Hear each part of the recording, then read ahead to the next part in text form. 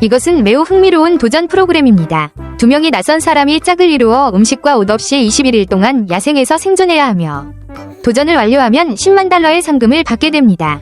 이번 도전에서는 젊은 여성과 60세 남성이 한 팀이 되어 호주의 야생에서 생존하게 되었습니다.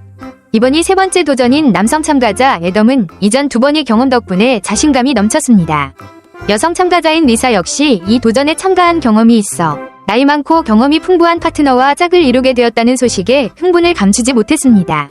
두 사람은 숲에서 만나 몇 시간 만에 반갑게 포옹하며 인사를 나눴습니다. 리사의 표정을 보면 건강한 몸을 가진 애덤을 보며 상당히 설레는 듯했습니다. 도전이 시작되자 두 사람은 먼저 지도를 꺼내 경로를 확인했습니다. 상의 끝에 먼저 캠프를 마련하기로 결정했습니다. 숲속으로 들어가면서 리사는 애덤과 계속 대화를 이어갔습니다. 그런데 갑자기 기이하고도 무서운 소리가 들려 두 사람은 즉시 멈춰 섰습니다.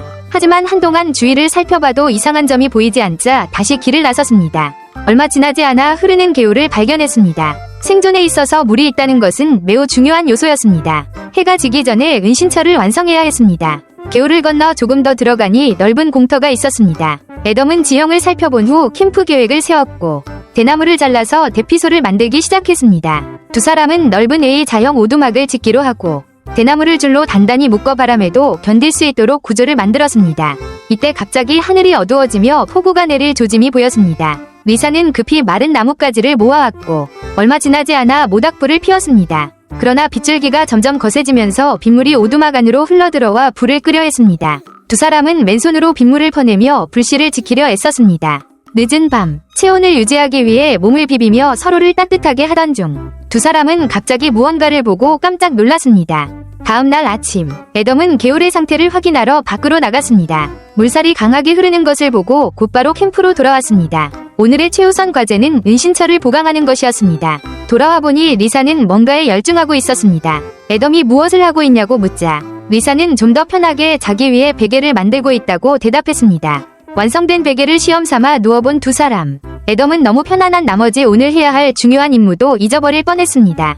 그는 어제 하다 만놀이를 계속하고 싶다고 말했고 리사는 흔쾌히 동의했습니다. 하지만 이 장면은 별로 흥미롭지 않으니 제가 대신 봐드리겠습니다. 한참 격렬한 활동을 한 후 며칠 동안 충분한 수분을 섭취하지 못한 두 사람은 심각한 탈수 증상을 보이기 시작했습니다. 애덤은 더 편리하게 물을 얻을 방법을 고민하다 바나나 잎을 이용한 빗물 수집 장치를 만들기로 했습니다.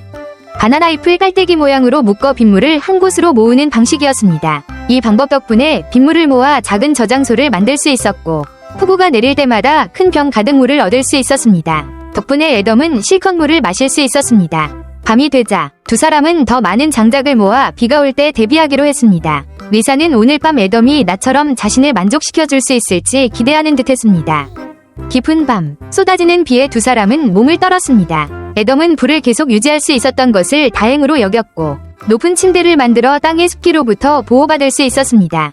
리사는 밤이 길고 추운 정글에서 살아남는 것이 쉽지 않다고 말하며 불이 꺼지지 않도록 끝까지 지켜야 한다고 강조했습니다. 다음날 아침, 비가 그치고 해가 떠오르자 두 사람은 서둘러 먹을 것을 찾으러 나섰습니다. 숲속을 한 바퀴 돌던 중 앞쪽 나무가 흔들리는 것을 보았습니다. 하지만 가까이 가서 확인해보니 아무것도 보이지 않아 소름이 돋았습니다. 리사는 겁에 질린 표정으로 애덤에게 여기를 떠나자고 말하며 내일 다시 식량을 찾으러 오기로 결정했습니다.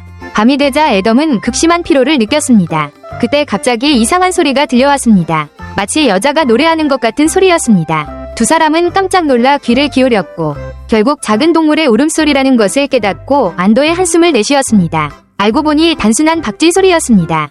다음날 아침, 배고픔을 견디지 못한 리사는 덤불 속에서 메뚜기를 잡아왔습니다. 캠프로 돌아와 메뚜기를 꼬치에 꿰어 불에 구워 시식했습니다. 리사는 메뚜기의 맛이 타버린 치즈 같다고 말했습니다. 식사를 마친 후 애덤은 대나무로 물고기 덫을 만들기 시작했습니다. 대나무에 구멍을 뚫고 미끼를 넣어 물고기가 들어가면 돌아 나올 수 없도록 하는 방식이었습니다. 덫을 설치한 후 두 사람은 캠프로 돌아갔습니다. 밤이 되자 다시 폭우가 쏟아졌고 두 사람은 잠을 이룰 수 없었습니다. 계속해서 내리는 비에 밖에 물살이 더욱 거세졌습니다. 애덤은 물의 흐름이 너무 강해 물고기 덫이 쓸려 내려갔을 것이라고 말했습니다. 추위가 심해지자 두 사람은 체온을 유지하기 위해 놀이를 하려고 했습니다.